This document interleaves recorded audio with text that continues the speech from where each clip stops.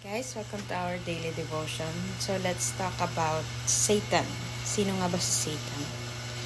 No? So mababasa natin yan sa 1 Peter 5:8. No? Basahin na lang po natin yon. And first teaching natin sa talatang yon ay Satan is real. No? May mga taong hindi naniniwala kay Satan. May mga taong ang tingin lang nila ay si Satan yung image of evil. And they are not real. No? Pero, totoo si Satan. At, second teaching natin, Satan's power is subject to God's power. No? Si Satan, yung power niya, kinakalaban niya si God. No? Pero, syempre, mas powerful si God. Kasi, si God ang lumikha kay Satan. Walang Satan kung hindi siya nilikha ni God. So, pinahintulutan ni God na magkaroon ng Satan. And, Satan has no power over the believers, over us. Siguro, may mga bagay na pwede siyang gawin, pero, he don't have power na tayo ipabagsakin. Kasi, we are already victorious nung tinalo siya ni Jesus. So, ngayon, yung mga nangyayari ngayon, mga panlilin lang ni Satan, no?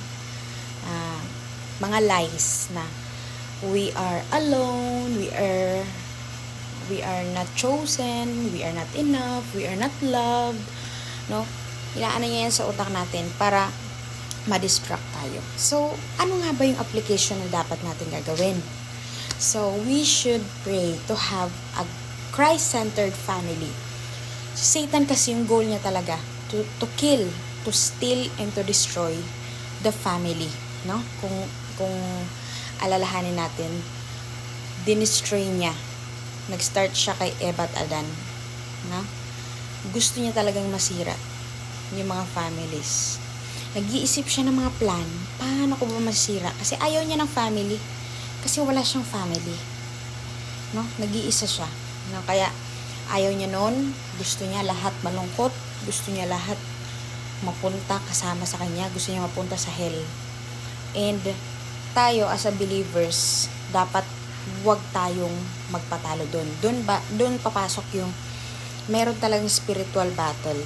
No? Hindi tayo nakikipaglaban sa flesh and blood, but through spiritual battles. Ngayon, totoong laban nandun talaga. Yung isa mga bagay na hindi natin nakikita. Kaya dapat yung spiritual natin matatag. No? Dapat lagi nakaangkla sa Diyos. Dapat matatag yung pananampalataya natin at meron tayong mga sword. The Word of God, our faith, no? Dapat meron tayong yan. Kaya napaka-importante na nagbabasa tayo ng Word kasi yun yung, diba, si Jesus Christ, kinausap siya ni Satan sa desert, and yung pinangsangga ni Jesus Christ, the Word of God, no? Hindi lang sa tinapay na bubuhay ang tao, kundi sa bawat salita ng Diyos. Kaya tayo importante na alam natin ang Word of God. And talunin natin si Satan sa pamamagitan ng,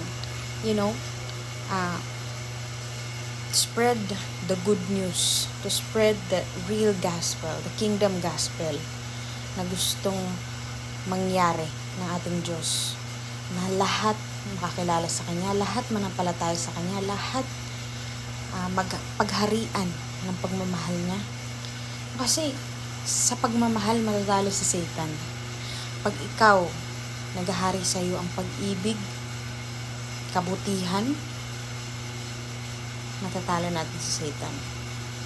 Pag-ibig sa kapwa mo, pag-ibig sa pamilya mo, pag-ibig sa Diyos, pag-ibig sa mga may galit sa iyo, pag-ibig sa mga taong nakasakit sa iyo, kung mas pinipili mong umibig at maging mabuting tao sa mga taong nangangailangan, sa mga taong walang pag-asa, matatalo natin si Satan. Hindi importante yung sobrang prayerful ka, no? Kasi si Satan marunong din mag-pray. Kabisado niya pa yung Bible, no? Hindi. ang importante kung paano natin ina-apply yung pag-ibig sa buhay natin. Kasi Satan, deceiver yan eh. So, dapat tayo mas wise tayo sa kanya. Kasi tayo, anak tayo ng Diyos. Kasi tayo, naniniwala tayo sa Diyos.